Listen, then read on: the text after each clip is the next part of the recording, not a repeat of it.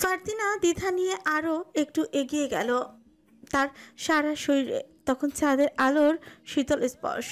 রাখাল নামটা যেন তার কাছে পরিচিত নয়, অথচ তার বাঁশির সুর বড় আপন। রাখাল, তুমি এই রাতে এখানে বাঁশি বাজাচ্ছ কেন? আর তোমার বাঁশির সুর এমন কেন? রাখাল বাঁশি নামিয়ে রাখলো, কিন্তু মাথা থেকে পাগড়িটা নামালো না। তার চোখে মুখে এক অদ্ভুত মায়াবী ছাপ। গায়ের রং উজ্জ্বল শ্যাম বর্ণের। সে ধীরে ধীরে মুখ তুলে তাকালো। ফারদিনার মনে হলো এই চোখ সে আগেও কোথাও দেখছে, যেখানে গভীর নদীর মতন নীরবতা আর বিশাল আকাশের মতো অপার শান্তি ছিল। বাঁশির সুর কেন এমন তা আমি বলতে পারবো না, তবে মন যখন কথা বলতে চায় সে শব্দ করে না, সুর খোঁজে। আমার মন হয়তো আজ আপনাকে ডাকছিল। তুমি আমাকে চিনলে কি করে? তুমি তো আমার নাম জানো না। রাখাল মৃদু হাসল। হাসিটা চাঁদের আলোর চেয়েও কোমল। আপনার নামের প্রয়োজন হয়নি। যে মেয়ে বাবার কঠোর নিয়মের মাঝে দাঁড়িয়ে গ্রামের অসহায়দের জন্য দয়া চাইতে পারে, তার চোখ আর হাঁটার ধরন আলাদা হয় এবং দেখলেই বোঝা যায়। তাছাড়া এই জমিদার বংশের একমাত্র সাহসী কন্যা আপনি। আর কেউ এত রাতে সাহস করে চৌহদ্দি পেরোবে না। ফারদিনার মুখে এবার লজ্জা আর কৌতূহলের এক মিশ্রণ। সে চারপাশটা একবার দেখে দিল। বাড়ির দিকটা এখনো ঘুমন্ত, কেবল কিছু ছিচি পোকার ডাক শোনা যাচ্ছে। আর তুমি এখানে কতদিন ধরে আসছো? আসা যাওয়া অনেক দিনের, তবে সাহস করে আজই প্রথম শিমুল গাছের কাছে এসেছি। আমি এই আলিমনগর গ্রামেরই ছেলে। সবাই আমাকে রাখাল বলেই ডাকে। আপনার ভাই আদিব তালুকদারের সাথে আমার মাঝে মাঝে কথা হয়। তার কাছ থেকে আপনার গল্প শুনেছি। মানুষের প্রতি আপনার মমতার এই কঠিন হিসাবের বাইরে একটা নরম মন আছে আপনার, এবং তারও। আদিবের নাম শুনে ফারদিনা খানিকটা স্বস্তি পেল। আদিবকে সে বিশ্বাস করে। আদিব ভাই, তুমি তার বন্ধু? বন্ধু নয়, তবে তার আদর্শকে আমি সম্মান করি। আদিব সাহেব সত্যি মানুষের বিচারক হতে পারতেন। তুমি কি করো তা? আমি এই গ্রামেরই এক সাধারণ কৃষক পরিবারের ছেলে। আমিও একজন রাখাল। আপনারাই আমাদের নিয়ন্তা। তাহলে তুমি এখানে এলে কেন? যদি কেউ দেখে ফেলে তাহলে? কেউ দেখবে না। আমি শুধু আপনাকে একটা কথা বলার জন্য এসেছি। সুফিয়ানের কণ্ঠস্বর হঠাৎ গম্ভীর হয়ে উঠল। আপনারা হয়তো জমিদার বাড়ির ভেতরে সুরক্ষিত, কিন্তু বাইরে এই গ্রামের মানুষদের রাত কাটে চরম আতঙ্কে। গত বছরের বকেয়া খাজনা নিয়ে তালুকদার সাহেবের কঠোরতা আরও বেড়েছে। মানুষ জমি হারানোর ভয়ে কাঁদছে। মজিদ মিয়ার অর্ধেক মাফ হলেও সবার ভাগ্যে তা জুটবে না।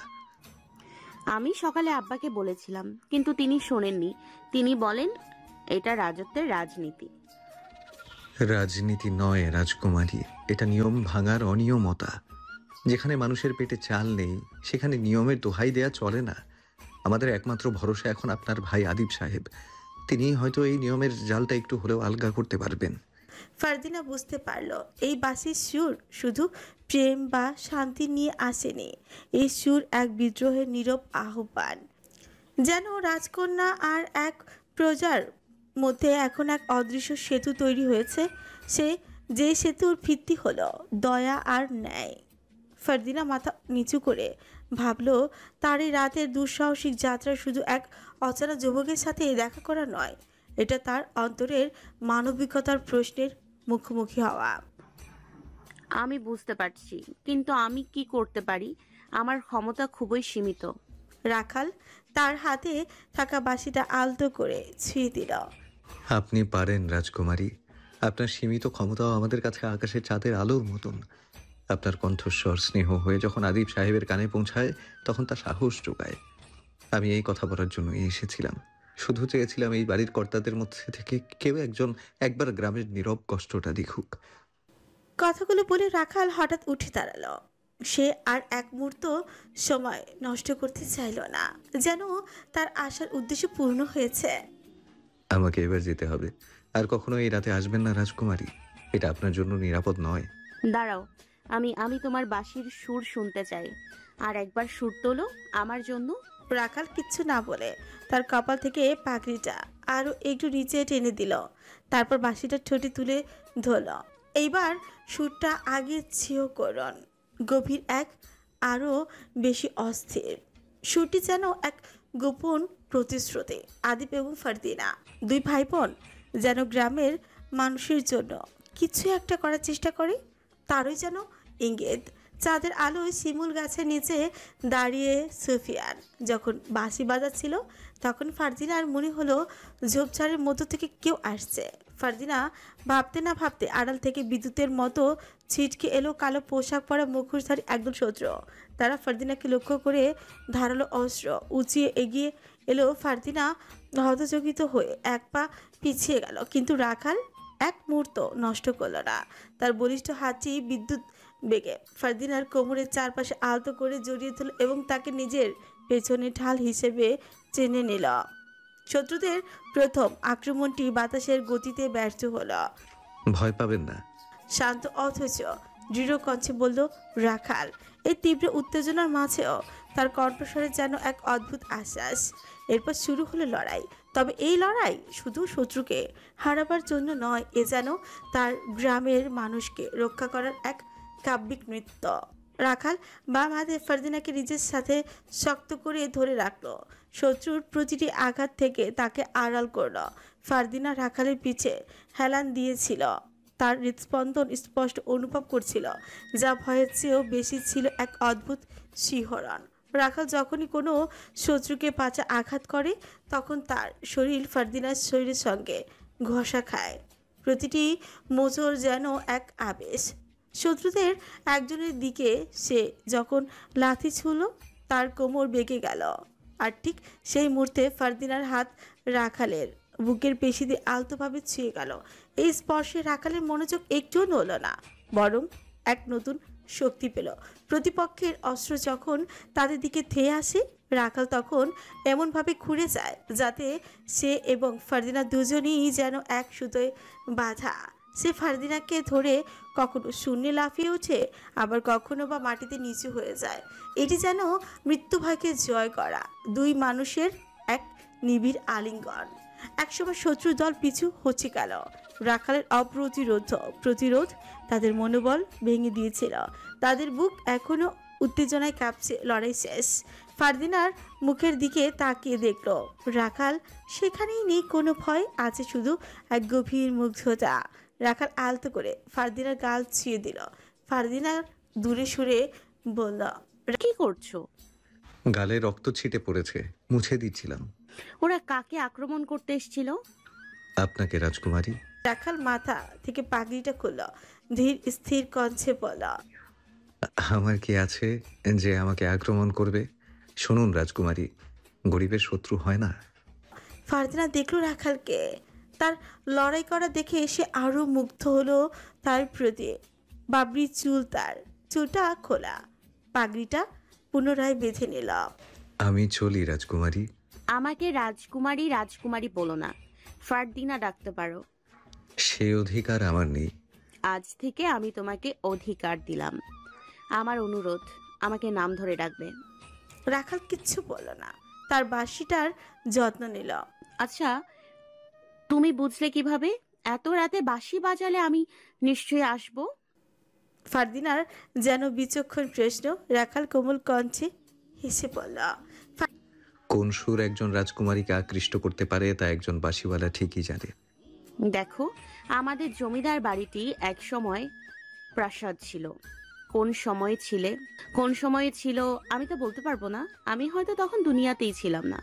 আর এখন এটা জমিদার বাড়ি নামে পরিচিত। আমরা জমিদার, আমার বাবা একজন জমিদার, রাজা নন। জমিদারের মেয়েরা রাজকুমারী হয়, আমি রাজকুমারী নই। তার মানে আপনি রাজকুমারী নন। আর এই প্রাসাদটি যেহেতু রাজাদের ছিল, এখন আর তারা নেই, সেই সুযোগে আপনারা দখল করে নিয়েছেন। এটাকে বলে রাজনীতি। তাদের রাজ্য কারা দখল করে নিয়েছেন। ফারদিনা কিচ্ছুটি বলল না। সে জানে রাখাল যেটি বলছে তা বাস্তব।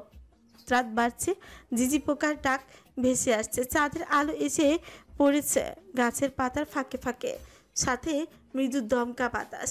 ফারদিনা বাড়ির দিকে একবার তাকালো। দূর থেকে দেখা যাচ্ছে পাহারাদারদের ছায়া। আমি চলি।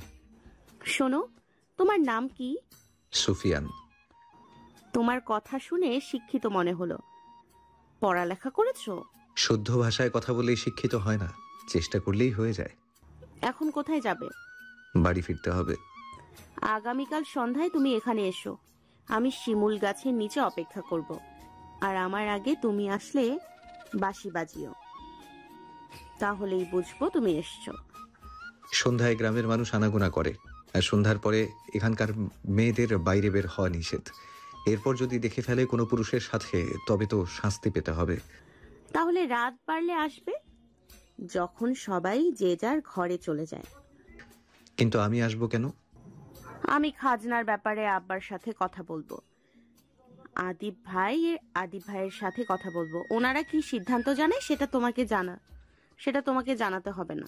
বলে থামতেই ফারদিনার চোখ পড়ে তাদের বাড়ির পাশে সরু পথের দিকে। কেউ অর্শ চেপে বাড়ির দিকেই যাচ্ছে। বাড়ির সামনে এসে অর্শ রেখে দেয় ফারদিনা ও সুফিয়ান। দৃশ্যটি দেখে সেদিকে এগুলো আড়াল থেকে। সুফিয়ান বলল, আদিব ভাই হয়তো না সেই, কিন্তু ভাইয়া এত রাতে কোথায় গিয়েছিল আর কিসের জন্য? হয়তো গুরুত্বপূর্ণ কাজ ছিল। আদিব উসকুস হয়ে এদিক ওদিক তাকিয়ে একজন অনুচারীকে কিছু দিল, এরপর বাড়ির ভেতরে প্রবেশ করে। ফারদিনা বলল, ভাইয়া ভয় পেয়ে আছে কেন? আব্বার জন্য নাকি অন্য কারণ? সুফিয়ান আদিবের দিকে চেয়েই রইল। ফারদিনার পাশে এসে ঘনিষ্ঠ হয়ে দাঁড়ানো, দুজনের মুখমণ্ডল পাশাপাশি। ফারদিনা কোমল দৃষ্টিতে সুফিয়ানকে দেখল। চাঁদের আলোয় সুফিয়ানের চোখ দুটো যেন ছলছল করছে, মায়াবীও দেখাচ্ছে পচে। সুফিয়ান আদিবের ধ্যান ছেড়ে বলল, আমার যেতে হবে, আজ চলি। আগামীকাল কিন্তু আমি তোমার অপেক্ষায় থাকবো। আমার সুযোগ হলে আসবো। বলেই সুফিয়ান চলে যায়। চাঁদের আলো ধরে পথ চলতে শুরু করলো সে। যেতে যেতে কুয়াশায় হারিয়ে গেল সে। ফারদিনা চেয়ে রইল, যতক্ষণ না হারিয়ে গেল তার ছায়া রাতের নরম আধারে। ফারদিনা ঘরে ফিরল। চাঁদের আলো জানালা বেয়ে ঘরে ঢুকছে। পর্দার ফাঁক দিয়ে বাতাস ঢেউ খেলছে। চারিদিকে মশালের আলো ছড়িয়ে আছে, সোনালি আলোয় আবৃত চারিদিক। ফারদিনার টেবিলের ওপর যেন কিছু ছিলমিল করছে, এক টুকরো কাপড়ে মোড়ানো কাগজ। ফারদিনা কৌতূহল ভরে সেটা খুলে দেখল। কিছু অক্ষর, অচেনা অথচ ভয়াবহভাবে স্পষ্ট। যার উপরে ভরসা রাখছ সেই তোমার সবচেয়ে বড় বিপদ। মুহূর্তে তার বুকের ভেতর এক ঠান্ডা শীতলতা নেমে এলো। কে লিখলো এই কথা? বাড়ির কেউ নাকি অন্য কেউ? যে অন্ধকারের ভেতর থেকেও তার নিঃশব্দ ভয়গুলো চিনে ফেলেছে। ফারদিনা চিরকুটটা রেখে দিল খাটের নিচে। বাইরে কুকুরের খেউ খেউ ভেসে এলো, যেন অজানা কাউকে তাড়াচ্ছে। জানালার পাশে ছায়া নড়ে উঠলো একবার। ফারদিনা চমকে উঠে জানালা বন্ধ করে দিল। তখন অদৃশ্যভাবে যেন একটি কণ্ঠস্বর ভেসে এলো, যাকে তুমি নির্মলতা ভাবো সে হয়তো তোমার পতনের শুরু। ফারদিনা কম্পিত কণ্ঠে ফিসফিস করে বলল, চিরকুটের ভয়ের জন্য এরকম হচ্ছে, কিন্তু ওটা দিল কে? ফারদিনা শুতে চাপে বিছানা ঠিক করলো। ঠিক তখনই তার ঘরের বাইরে থেকে কেউ মনে হলো দৌড়ে গেল। ফারদিনা হাত থেকে বালিশটা রেখে দিল, এরপর সতর্কে তার ঘরের দরজাটা হাট করে খুললো। কিছু অনুচারী হন্তদন্ত হয়ে ছুটে তৃতীয় তলার দিকে যাচ্ছে। ফারদিনা খটকা লাগলো। কৌশলে সেও অনুসরণ করলো। বাড়ির তৃতীয় তলায় সচরাচর কেউ যায় না, অর্থাৎ যেতে দেওয়া হয় না কাউকে। সবসময় অনুচারীগণ পাহারা দেয়। রশিদ তালুকদারের করার নির্দেশ। বাড়ির কেউ কেঁদে মরে গেলেও যেন তৃতীয় তলায় কখনো না যেতে পারে। কিন্তু আজ ফারদিনা যেতে যেতে দেখলো কোনো পাহারাদার নেই। পুরনো প্রাসাদ ঘিরে বর্তমান জমিদার বাড়িটি দাঁড়িয়ে আছে। প্রাসাদ শব্দটি এইখান থেকেও বিলীন হয়ে গেলেও প্রাসাদের ভেতরে অলিগলি পরিবর্তন হয়নি। এটি এমন একটি প্রাসাদ ছিল যার এক প্রান্তে থেকে ভেতরে প্রবেশ করলে সে রাস্তা হারিয়ে ফেলত। শত্রুদের শেষ করার জন্য প্রাসাদের ভেতরেই বিপজ্জনক পথ তৈরি করে রাখা হয়েছিল। শত্রুরা পথ হারিয়ে যখন ছোটাছুটি করবে তখন গরম তেলের মধ্যেই পড়ে যেত। এটা একটা ফাঁদ ছিল। কিছু পথ অন্ধকার, এতটাই অন্ধকার যে এখানে শত্রুরা পৌঁছালে নিজেদের মধ্যে নিজেরাই খুনোখুনি শুরু করে দিবে। এর কারণ শত্রুদল মনে করবে প্রাসাদের কোনো রক্ষিতা বোধহয় তাদের আক্রমণ করছে। ফারদিনা মুখে একটা চাদর পেঁচে তৃতীয় তলার সরু পথে এগোচ্ছে। চারিদিকে পাথরের দেয়াল, তবে এই পথ অন্ধকার নয়, মশাল জ্বলছে দেয়ালে দেয়ালে। ফারদিনার ভয় করছে পথের আঁকে বাঁকে ফারদিনার ভয় করছে। পাথরের আঁকা বাঁকা পথ পেরিয়ে একটা গোপন ঘরের দিকে নজর পড়ল। ওখানেই সমস্ত অনুচরীগণ ঘেরাও করে রেখেছে কিছু একটা। ফারদিনা কৌশলে ঘরটির পাশে গেল। ঘরটি আরিফ, রায়ান এবং সায়েম উপস্থিত।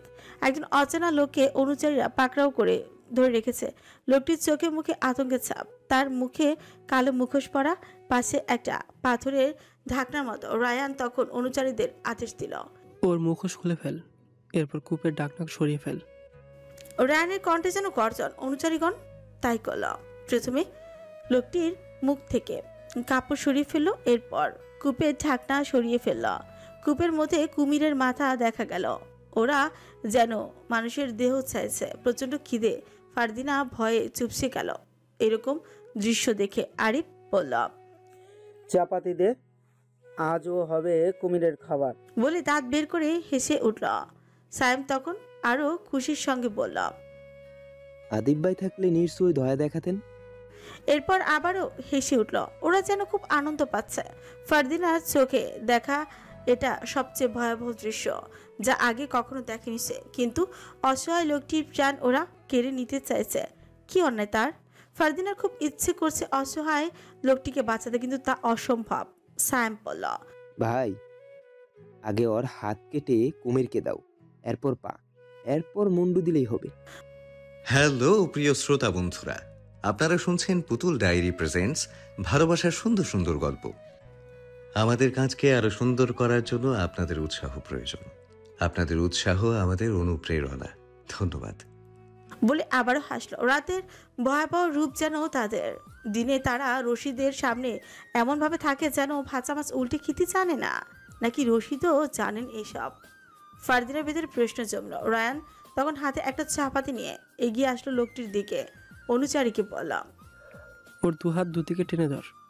ছোট্ট ভাই আবদার করেছে যাতে ওর হাত আগে কাটি, এটা তো মানতেই হবে, তাই না? কথাটি শুনে সায়েম মনের সুখে হেসে উঠল। ফারদিনা শুধু চেয়ে চেয়ে দেখলো। অচেনা লোকটি ভয়ে কাতরাচ্ছে। বয়স হবে আনুমানিক 45। মোটা তাজা শরীর তার।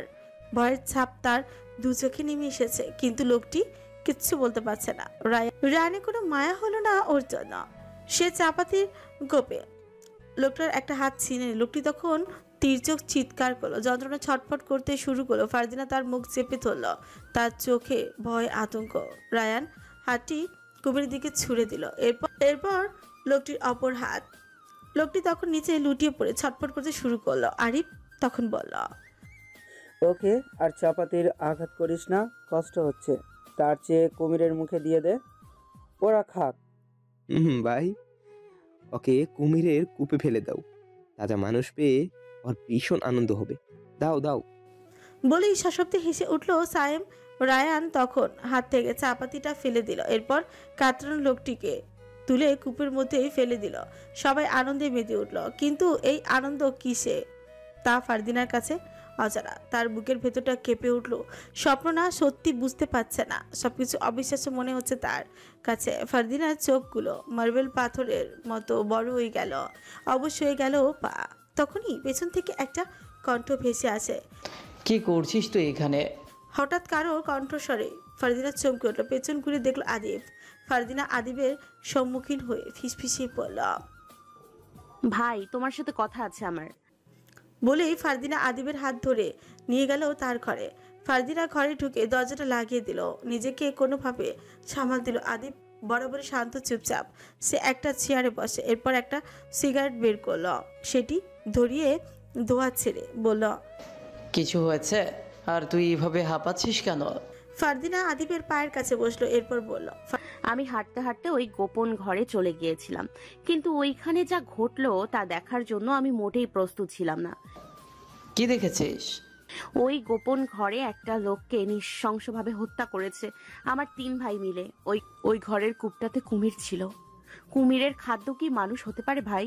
ফারদিনার প্রচুর কষ্ট হলো। আদিব দৃষ্টি সরিয়ে কয়েক সেকেন্ড নিশ্চুপ রইল, এরপর ক্ষীণ চোখে জবাব দিল, যা দেখেছিস ভুলে যা, তোর আর আমার কিছুই করার নেই। আমিও জানি না ওরা কুমিরের খাদ্য হিসেবে মানুষ কেন বেছে নিয়েছে। মানুষের সাথে কি কুমিরের বেঁচে থাকা বেশি মূল্যবান?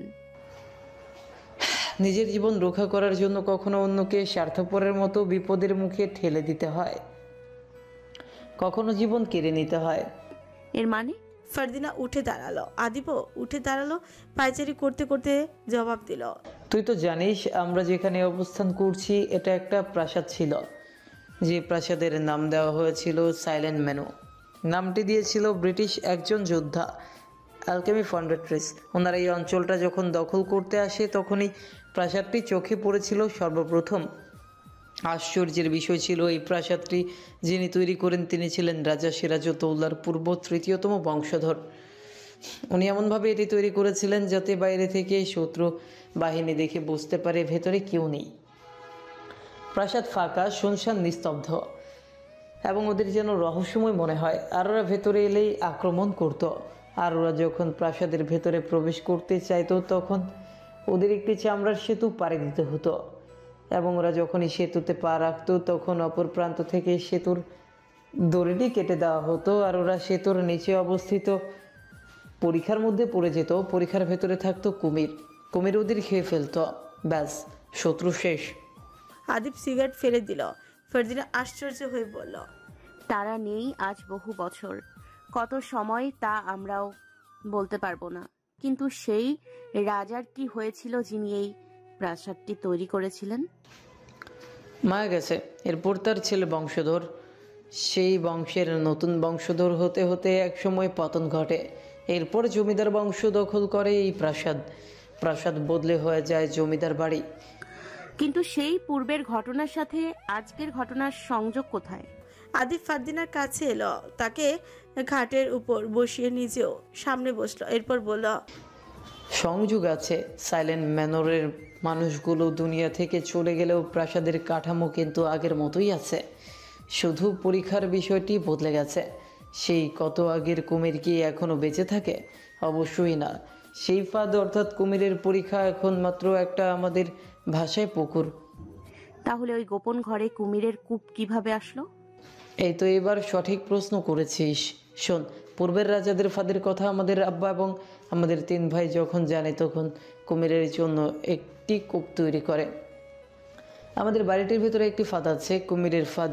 শত্রুপক্ষ যদি কখনো আমাদের আক্রমণ করতে চায় তখন ওরাও ঠিক রাজার শত্রুদের মতোই মরবে। কিন্তু ওদের যে মানুষ খেতে দেওয়ার হয়, এটাও কি আব্বা জানেন? না, আব্বা এ বিষয়ে কিছুই জানেন না। আচ্ছা, সেই ফাঁদে যদি কখনো আমি পড়ে যাই? কোনো সুযোগই নেই, কেননা সেই ফাঁদ তৈরি করা হয়েছে ব্যতিক্রম গোপন পথের জন্য। আমরা সবসময় আমাদের পথে চলাফেরা করি, কিন্তু শত্রুপক্ষ সবসময় ব্যতিক্রম পথ খোঁজে বাড়ির ভেতরে প্রবেশ করার জন্য। ভাই, মানুষ কেন, পশুদেরও তো কুমিরের খাদ্য হিসেবে দেয়া যায়। বলেছিলাম, কিন্তু কুসংস্কার ওদের এসব করতে বাধ্য করছে। একজন জ্যোতিষী ওদের বলেছে কুমিরকে যদি মানুষের মাংস খাওয়ায় তবে শত্রুপক্ষ ধীরে ধীরে শেষ হয়ে যাবে। আমি এইসব কুসংস্কারে বিশ্বাস করি না, তবে আমার বাধা দেওয়ারও অধিকার নেই। আব্বাকে আমি জানাবো, এই অন্যায় আমি হতে দিতে পারি না। না বোন, আমরা দুর্বল, আমরা হেরে যাব। ওদের সাথে আমরা লড়তে পারবো না। অনুরোধ, তুই যা দেখেছিস ভুলে যা। আব্বা এসব জানতে পারলে ভেঙে পড়বে। তুই কি এসব চাস? না। মাথা আওড়ালো ফারদিনা, তার চোখ বেয়ে জল গড়িয়ে পড়ল। আদিপ ফারদিনার চোখের জল মুছে দিল, তাকে বুক আঁকড়ে ধরে বলল, আমি আর কিছুই চাই না, শুধু এতটুকুই চাই তোকে একটা সুপাত্রের হাতে তুলে দিয়ে দূরে পাঠিয়ে দিব। এই পাপের রাজ্যে তোকে রাখবো না। আমি তোমাকে এই নিষ্ঠুর মানুষগুলোর কাছে ফেলে রেখে কখনোই যাব না ভাই। আমি তোমাকে ভালোবাসি। কখনো ভালোবাসার জন্য দূরে যেতে হয়, জানিস তো। ফারদিনা আর কিছু বলল না, শুধু দৃষ্টি নিচু করে রাখলো। ঠিকই সেই মুহূর্তটাকে তার মনে পড়ল। আদিপ কিছুক্ষণ আগেও কোথাও গিয়েছিল, খুব উদ্বিগ্ন ছিল সে, যা শরীরের ভঙ্গিতে প্রকাশ হচ্ছিল। কিন্তু কেন? ফারদিনা যেন কোনো প্রশ্ন চেপে রাখতে পারে না, সে এক্ষুনি প্রশ্ন করলো, আচ্ছা ভাইয়া, তুমি কি কিছুক্ষণ আগে কোথাও গিয়েছিলে? না মানে আমি দেখেছি তুমি খুব তাড়াহুড়ো করে বাড়ির ভেতরে ঢুকেছিলে আর এক অনুচারীকে কিছু দিয়েছো। আদিপ কিছু বিব্রতকর অবস্থায় পড়লো যেন। এরপর বসা ছেড়ে উঠে বেশ নরম কণ্ঠে জবাব দিল, একজন অসহায়কে সাহায্য করতে গিয়েছিলাম। তুই তো জানিস আব্বা এসব পছন্দ করেন না, তাই লুকিয়ে চাই, আর অনুচারী দেখে ফেলে ওকে কিছু স্বর্ণ মুদ্রা দিই। আমি জানি ভাই, এই কঠিন নিয়মের বাইরে গিয়ে তুমিই পারবে অন্যায়ের প্রতিবাদ করতে। আদিব কাঁধের উপর থেকে ফারদিনার দিকে তাকালো, এরপর তার ঘর ছেড়ে বেরিয়ে গেল। ফারদিনার মনে পড়ে রাখালের কথা, সে বলেছিল আদিবের কথা, তাদের দুজনের মধ্যে কিসের সম্পর্ক তার জানার আগ্রহ প্রকাশ করলো সে। এসব ভাবতে ভাবতেই আদিবের ঘরের দিকে রওনা হয় ফারদিনা। তার ঘরের সামনে পৌঁছে দেখে দরজা হাট করে খোলা। ফারদিনা অনুমতি না নিয়ে ঘরে প্রবেশ করে। আদিব ঘরে নেই। ফারদিনা একটু বিস্মিত হলো। ঘরের ভেতরে আর একটি ঘর, সেখানে ফারদিনা গেল, গিয়ে দেখলো আদিব হাতে মোমবাতি নিয়ে একটি পেন্টিংয়ের সামনে দাঁড়িয়ে আছে। ফারদিনা দৃঢ় চোখে দেখলো পেন্টিংয়ের দিকে। কৃষ্ণপুর গ্রামের অত্যন্ত জমিদারের মেয়ে নূরজাহানের পেন্টিং। বলা হয় কৃষ্ণপুর গ্রামে তার মতো সুন্দরী নারী আর নেই, কিন্তু আদিব তাকে দেখেছে কেন? প্রশ্ন জাগে ফারদিনার মনে। সে ডাকলো আদিবকে। ভাই, আদিব বিস্ময় ঘুরে তাকালো। সে ফারদিনার উপস্থিতির জন্য যেন প্রস্তুতি ছিল না। দ্রুত ঘরটি থেকে বেরিয়ে গেল। হাতের মোমবাতিটা টেবিলের উপর রাখলো। এরপর ইজি চেয়ারে বসে আদিব। ফারদিনা তার পাশে গিয়ে দাঁড়ায়। আদিব তুই হঠাৎ এইখানে কেন? জিজ্ঞেস করলো, এরপর একটি সিগারেট ধরালো। ভাই, নূরজাহানের ছবি তোমার কাছে কিভাবে আসলো? তাকে তুমি কেন দেখেছিলে? তোর কাছ থেকে তো কিছুই লুকায় না, আজও লুকাবো না। নূরজাহান সে যেন আধারাতের জোনাকের মতো, কৃষ্ণপুর গ্রামের অন্যতম সুন্দরী নারী। গ্রামের সব পুরুষই তার জন্য পাগল ছিল। ওর বাবার সাথে আমাদের এক সময় শত্রুতা ছিল। একবার বড় ধরনের ঝামেলা হয় পাটের ব্যবসা নিয়ে। সেই সময় দুই পক্ষ মিলে একটা সভার আয়োজন করেছিল কিভাবে সমস্যার সমাধান করা যায়, আর সেখানেই আমি নূরজাহানকে দেখেছিলাম। ওর রূপে মুগ্ধ হয়ে যায়। জীবনে প্রথমবার যেন কারো ওপর এতটা মুগ্ধ হই। এরপর সেদিন এই সবাই আমি ওর জন্য আমাদের পরাজয় মেনে নিই। বিষয়টি নূরজাহান বুঝতে পেরেছিল, কারণ দোষ ওদের ছিল। তারপর কি হয়েছিল? সময় সুযোগ করে নূরজাহানকে আমার মনের কথা বলে দিই। নূরজাহান বলে ভেবে ওর সিদ্ধান্ত জানাবে।